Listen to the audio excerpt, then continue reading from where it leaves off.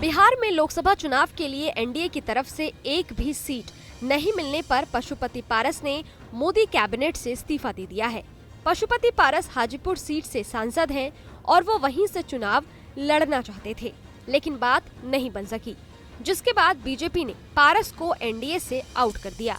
हालांकि बिहार में seat sharing के ऐलान के बाद अब गठबंधन के घटक दलों की नाराजगी भी सामने आने लगी है।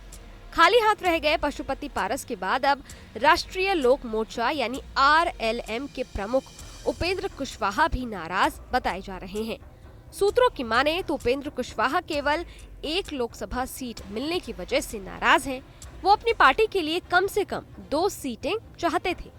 जानकारी के मुताबिक उपेंद्र कुशवाहा अपनी पार्टी के लिए काराकाट के साथ ही सुपौल या सीतामढ़ी में से कोई एक सीट चाहते थे, लेकिन सीट शेयरिंग फॉर्मूला जब सामने आया तो ऐसा हुआ नहीं।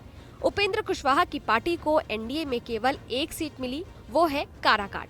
उपेंद्र कुशवाहा इस वजह से नाराज हैं और उन्होंने अपनी नाराजगी बीजेपी नेतृत्व के सामने सीट शेयरिंग के ऐलान से पहले ही जाहिर भी कर दी थी।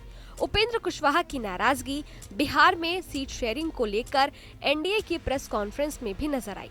सीट शेयरिंग के ऐलान को लेकर बीजेपी दफ्तर में एनडीए की जो प्रेस कॉन्फ्रेंस हुई, उसमें उपेंद्र कुशवाहा की पार्टी का कोई भी प्रतिनिधि मौजूद नहीं था।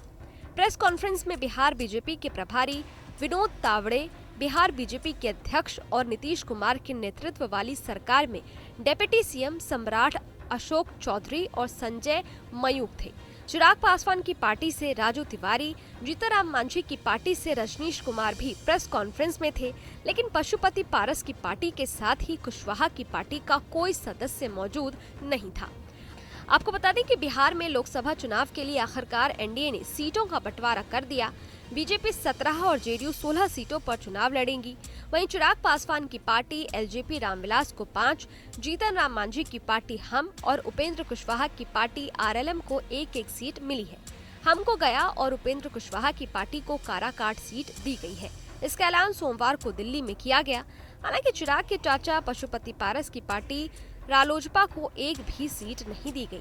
खबर के मुताबिक पशुपति पारस हाजीपुर सीट को लेकर अड़े थे, लेकिन बीजेपी उन्हें समस्तीपुर सीट से लड़वाना चाहती थी, पर बात नहीं बन सकी और एनडीए ने पशुपति पारस को बाहर का रास्ता दिखा दिया।